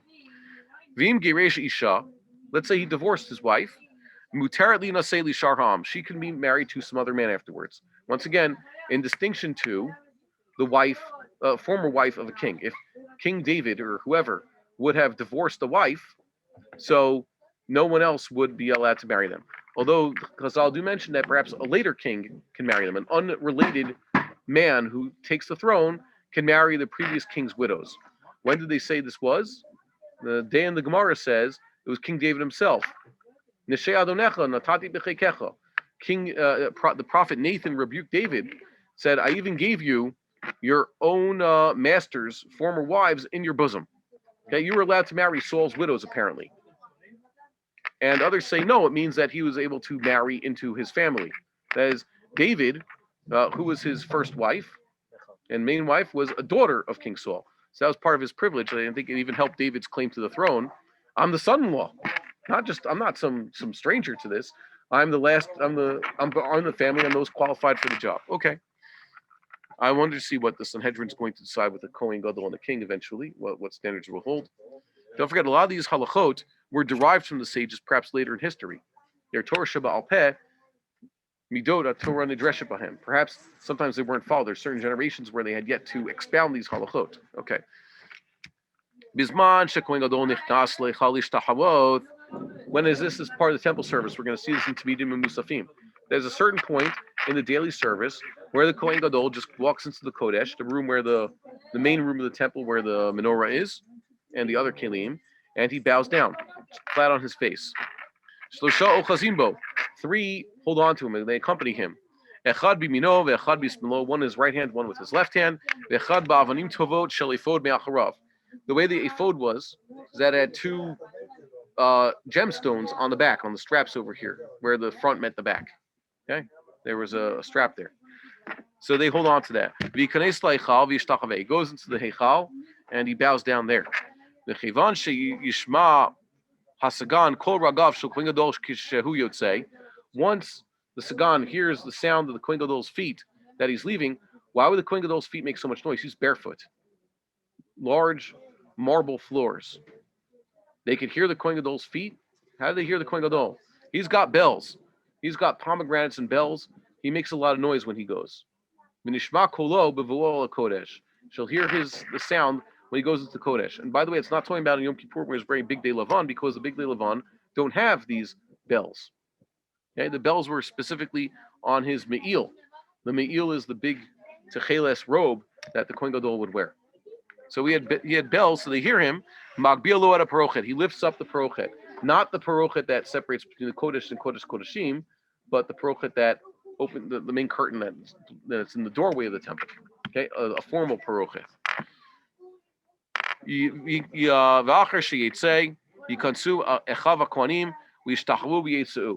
Like we're going to read in Tmidim Musafim, eventually all the Kohanim have the privilege also to enter the sanctuary and also bow down after the Kohen Gadol.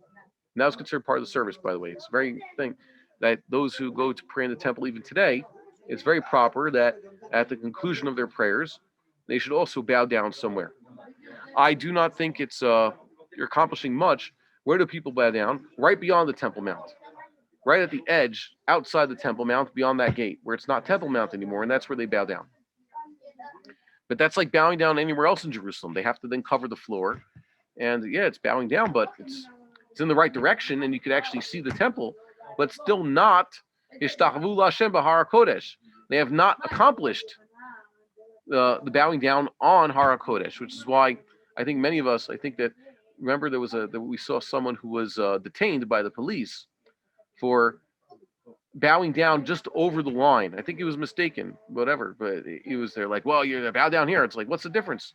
Okay, so it's better to bow down if you can on the actual Temple Mount, but unfortunately, like I said earlier, so pushing the envelope too much, they might get offended.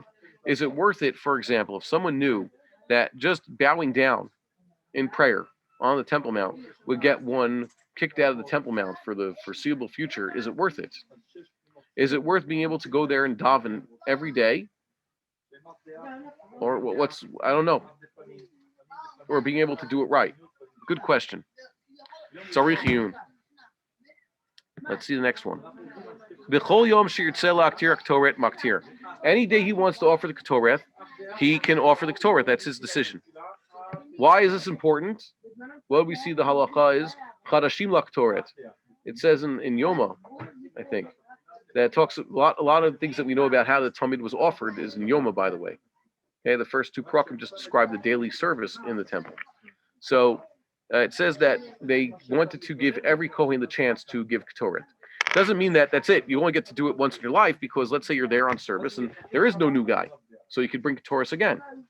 But the Kohen Gadol can basically bypass this procedure and say, I'm offering the Ketoreth today. We're not going to look for a new guy. Why do they want to give every Kohen at least a chance once in his life to bring the Ketoreth? Because they said it was a segula for riches, an actual segula, not one of the kind that you hear about today, like everything is a segula. This is an actual thing that bringing the Ketoreth would earn someone the merit to be given riches by God. Okay. He could take first dibs on all the Kochei Hamikdash. It says, I'm going to do this part of the service. Ketzad, how does it work? Omer, Zoa Chatat Shali, V'zeh Sham Shali. Says, I'm going to take care of this service of this sin offering or this guilt offering. Remember, we said that it involves a few things. It means that there's the offering it, there's the skin, there's the getting to eat it. So Kohen Gadol could basically say, mine, I'm doing this. Of course, he's a human, so even if he said, I want to eat this meat, there's a limit to how much he could actually take for himself. Ve'eno oved b'fayis, or I think it's over. I see a girsa that says that it's with the resh. Either way, it means the same thing. He doesn't have to participate in the lottery. How'd that work? They stick out their thumbs. They see who gets to have which part of the service. They decide who does what. Remember? Each one coins at one thumb or two thumbs, whatever it is, and they have the magic number that they already picked beforehand, and the one who has to count basically does the 21st finger rule. You remember this? Okay. It's also in Yoma. That's called the pious, determining who gets to do what part of the service in the morning, assuming there's not enough services to go around with all the Kohanim. Of course, we saw like last week, it is technically possible that in a given day that there's not enough Kohanim to do the service. But assuming there's more than enough Kohanim to go around, we're going to have to divide up the service somehow, so they have this pious. Pious is a form of lottery. Ela kol makriv kol ma sheyirtzeh. Whenever he wants to offer something, so he's the one who does it. He just says, skip the pious, I'm doing this. With regards to Kodshei Agvul, he's like any other Kohen. What's Kodshei Agvul? The other gifts that Jews have to give Kohanim. The first shearings, Truma, Challah, the Zerah L'chaim and the Keva, the priestly parts of the meat. When a person has a slaughterhouse, assuming it's owned by Jews, right? No Kohanim, no Gentiles own part of the slaughterhouse. Every time they slaughter a bull, they have to give parts of the meat to the Kohen. So the Kohen Gadol takes no precedence there, not in the slaughterhouse. It's only what's in the temple. Bisman sherotzeh Kohen Gadol akriv haya ole bakevesh lasagan mimino. He wants to offer stuff on the mizbeach, so he's going to take parts of the offered animal. Literally has to be thrown. Remember, we saw there's a gap between the altar and between the ramp going up to the altar. Even though in the drawings we sit there right next to each other, there has to be a little bit of a gap. They're not the same item. They're different structures, and there has to be a gap so that the Kohanim can accomplish this act of zrika. Just like the blood has to be thrown, so too they can't just put let's say this piece of sacrificial meat directly on the fire. They have to sort of throw it. So he's going to do this. So he's going up the kevesh.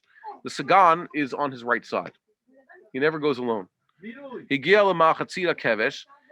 up to halfway up the ramp. The Sagan holds his right hand and helps him up. Let's say the Kohen Gadol is only he's a 40-year-old man. He doesn't need help walking. Still, it's an act of respect. And then the Kohen, who's, let's say, carrying the head of the burnt offering, every burnt offering, every animal offered as burnt offering has a head, right? And it says there's certain parts. When they do the olah, there's a certain number of parts. One Kohen carries this arm and this leg and this side, this head, etc., the entrails. So the one who holds the head is walking with the Kohen Gadol, and he gives it to him. Ha'evarim shebiyado.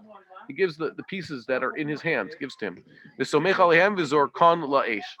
Gadol does smicha on them. Instead of there's smicha that Kohanim do before the slaughter, correct? And then there's a smicha that he does on these pieces of the korban. So someone's holding on to the korban form so he could press down on it with his hands. What's the point of smicha? What's supposed to be done? By the way, we're going to see this also in Maser Korbanot.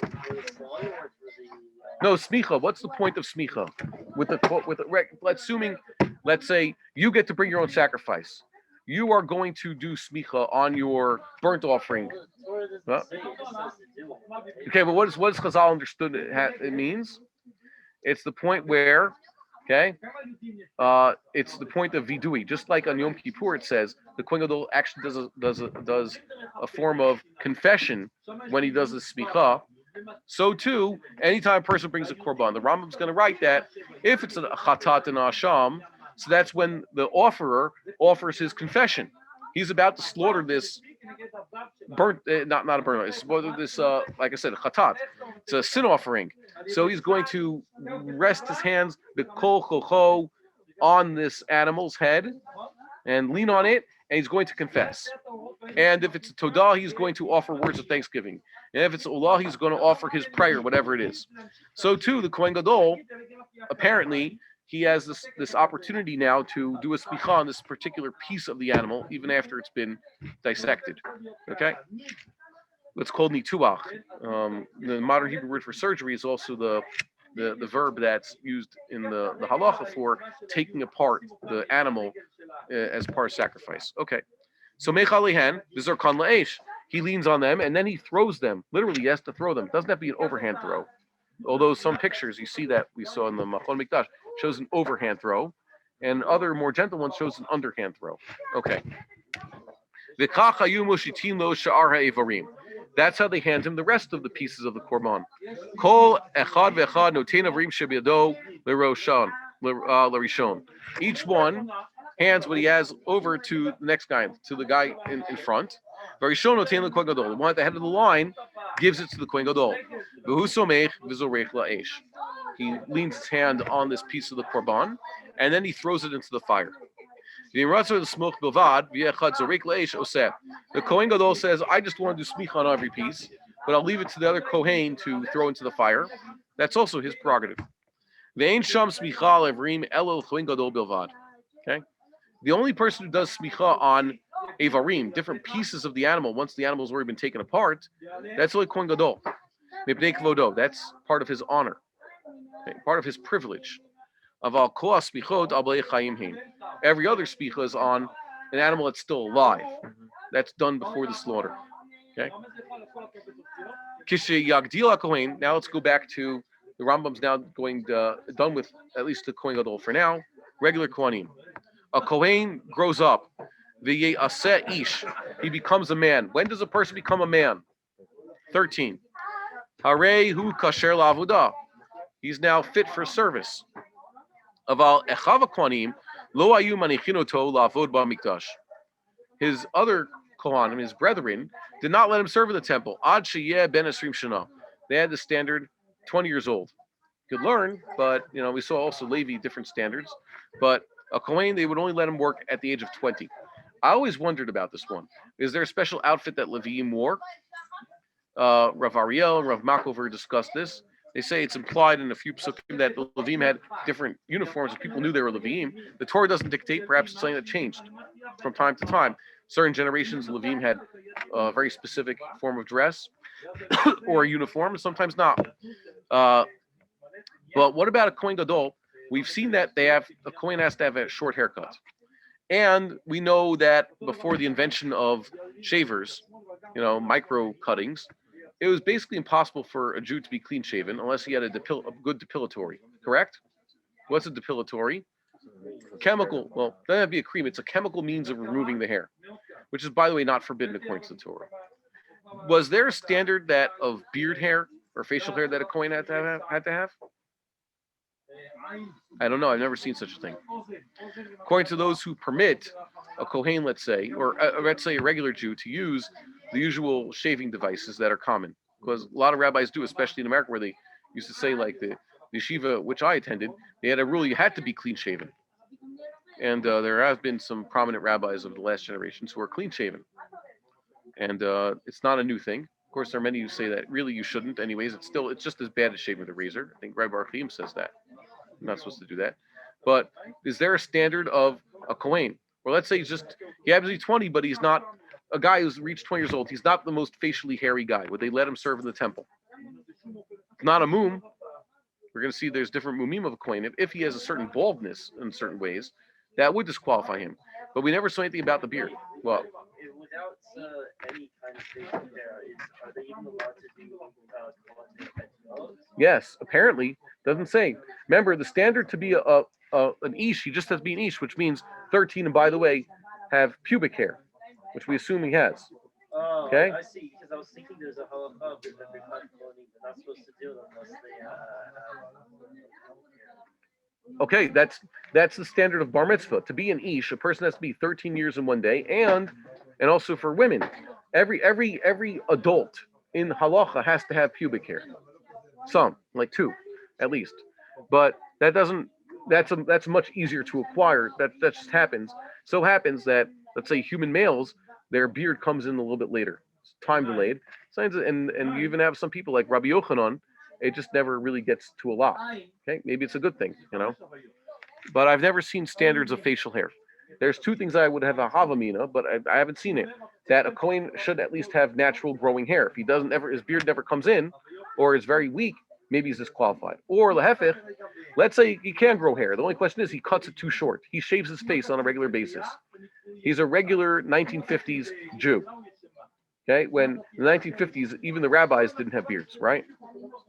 So would he be allowed to serve in the temple? Apparently, someone has to enlighten me also. I've never seen anything about standards of facial hair in the temple. Perhaps the Sanhedrin, perhaps the Beit Din of Kohanim will create a standard. I don't know. Okay. Aval, it said only let him serve at the age of 20. He can only go his first time has to be when the Levim are singing. What does that mean exactly? Well, it doesn't mean like when they're just opening up the gates. The Levim sing at, let's say, on a regular day. When do the Levim start singing? When they offer the libation with the daily offering. That's a little bit later on in the service. So we have to wait for that point. Mishalo vovdah biado. Every Kohen's initiation, what's called chinuch, or inauguration, or induction, so that's what a minchat chinuch is. This is the grain offering, the meal offering of initiation. So to become a Kohen, he should first offer this meal offering, and when he's promoted to Kohen Gadol, he also has to offer this. Even if he offered it when he became a regular Kohen, now that he's been promoted, he offers it again. This is the korban of Aaron, Kohen Gadol, and his children, regular Kohanim, which they should bring to God the day that they are anointed. They go into the service. Before, if he served before he offered this minchat chinuch, which is a tenth of an ephah of flour. Let's say we walked right into the job. He didn't get a chance to bring the minchat chinuch. Who would this apply to? Once again, the classic case on Yom Kippur. We need an emergency backup. He's Kohen Gadol. They're in the middle of some other service. He can't take the time now to bring this minchat chinuch. Avodatan kshira. So after the fact, their service is still qualified. It has not been disqualified. You're surprised by this halacha? Lechat chila, a kohen who first serves, or a kohen gadol who becomes kohen gadol, should offer the minchat chinuch, but b'diavad, it's okay. Well, What did we say about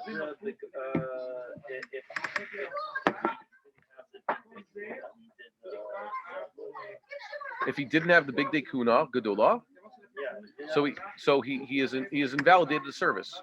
So why is that different than this? Because this is bigadim, it's a different halacha.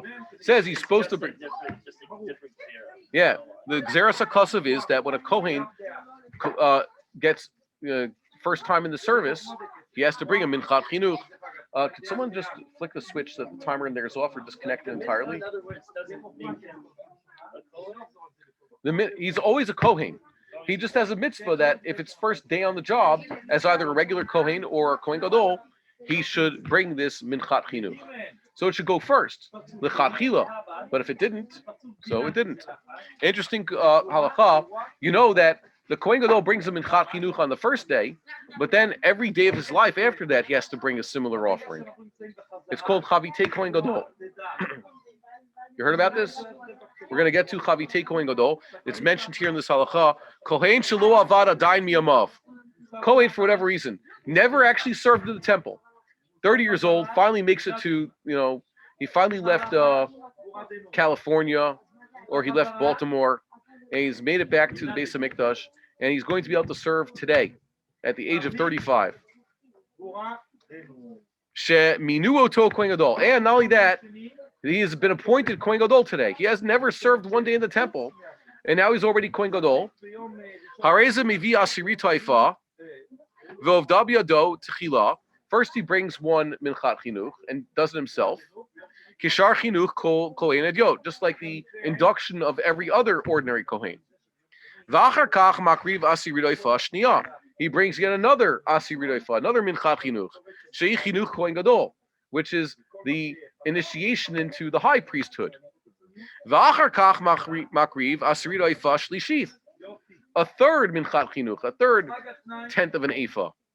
Shehi chavitei Kohen Gadol shemakriv b'chol yom k'moshe yitbaer, which is the ordinary sacrifice, the meal offering that every Kohen Gadol has to offer every single day out of his own pocket. Okay, that's called chavitei Kohen Gadol, as we'll explain. Here's interesting: u'maaseh shloshtan shavehu. The actual performance of all these meal offerings it's identical, all three, identical to each other. So they all look the same. It's like the olah. If you bring a lamb as an olah, its service is specific. There's an exact process where it has to be slaughtered. That happens to be that the Tmidim of the morning and afternoon are a regular lamb olah, that any person would bring a lamb as an olah, as a burnt offering, would do it exactly like the tamid is done, because tamid is just a type of olah. And the kites mizbeach and the 2 extra lambs on Sabbath, or the 7 lambs of Rosh Chodesh, would also be the exact same. It would look the same way. So I guess, when they take out a Sefer Torah from the Aron, it's 3 Torahs today. We're going to read 3 readings. It's Shabbos, Hanukkah, and Rosh Chodesh.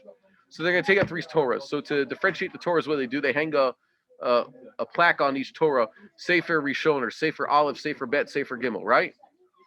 So they used to, I would imagine that they have this way to distinguish when they bring out a lamb for whatever reason. Let's say the Ma'amad, the Jews who we're about to read about here, the ones who attend the temple service. So how are they supposed to know, is this the morning lamb? What if it's part of a musaf? What if it's just some private individual's lamb burnt offering? How do they know which one it is from the outset? And the answer is probably some indication what it's supposed to be. So too, the meal offerings that the Kohen Gadol brings, they would know which one's the Chavitei Kohen Gadol, which one's a regular Minchat Chinuch, but they all look basically the same. Okay? We would like to encourage our viewers to share these videos with friends and send in your responses. If you would like to obtain Birkon Nusach Eretz Yisrael or invite the rabbi for a speaking engagement, please email us at office@machonshilo.org.